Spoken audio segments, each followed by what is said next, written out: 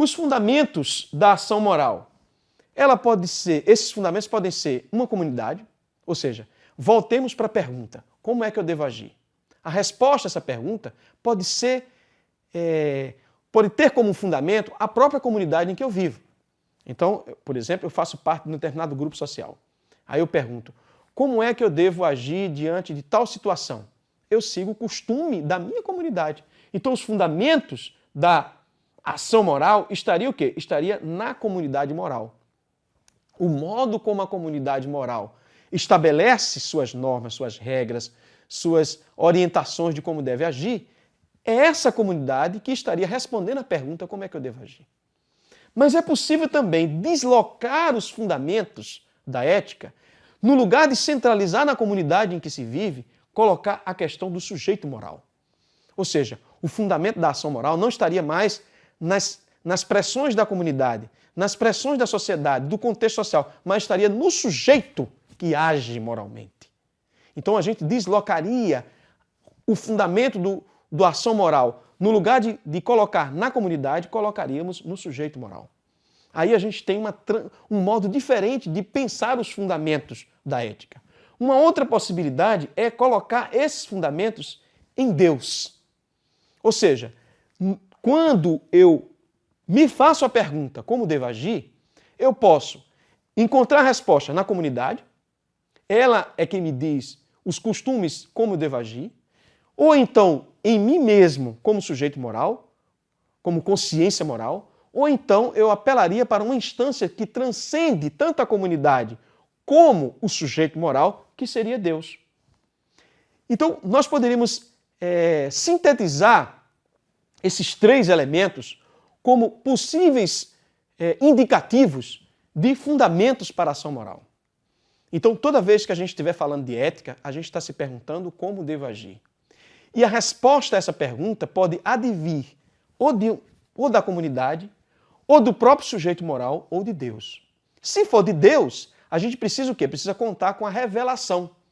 Deus precisa nos revelar como é que nós devemos agir.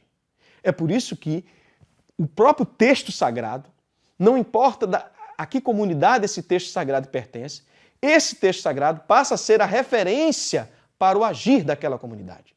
Então aquela comunidade começa a usar uma referência que transcende a própria comunidade.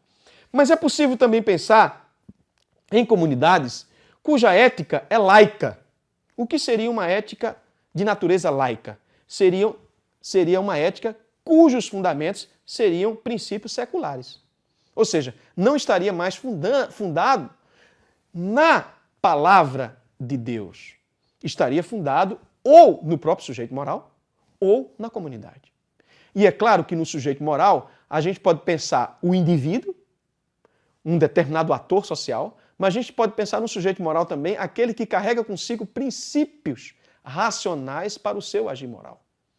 Agora, esses três fundamentos, comunidade moral, sujeito moral e Deus, leva a essa distinção de uma ética laica, cujos princípios seriam seculares, mas a gente também poderia pensar numa ética cristã. E o que seria essa ética cristã? Seria os princípios sagrados, eles é quem fundamentaria o modo como eu devo agir, e aí esses princípios sagrados estariam associados à palavra de Deus e, particularmente, à revelação dessa palavra por meio de Jesus. Então vejam bem, nós que estamos aqui estudando filosofia, nós que estamos aqui pensando, concebendo como é que a ética se estrutura na sociedade, a gente poderia caminhar ou numa perspectiva laica, desprovido de princípios transcendentais, desprovido de princípios divinos, desprovido da palavra de Deus, ou a gente situaria a ética no campo da palavra de Deus, e particularmente no âmbito da cristandade. Então vejam como nós, enquanto estudantes de teologia, precisamos de compreender a questão da ética a partir de seus fundamentos. Então a gente não pode se estranhar em pensar que pessoas agem segundo sua própria vontade, ou segundo uma vontade racional que é comum a todos os sujeitos, ou segundo a vontade de Deus, ou segundo a vontade da comunidade que ele faz parte. Então, nós precisamos situar bem essa problemática para poder a gente compreender por que as pessoas agem de tal e tal forma. É possível até a gente encontrar pessoas que misture tudo isso. Ora, age segundo sua própria vontade, ora, age segundo a comunidade que faz parte, ora, age segundo a vontade de Deus.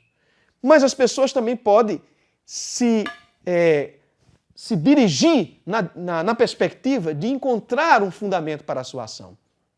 Então, são essas questões iniciais que são de extrema importância para a gente compreender os fundamentos da ética. Não pensemos a ética simplesmente considerando os costumes, os diferentes modos de agir. É preciso se perguntar pelos seus fundamentos. E se esses fundamentos podem ser, ora, a comunidade, ora, o sujeito, ora, Deus.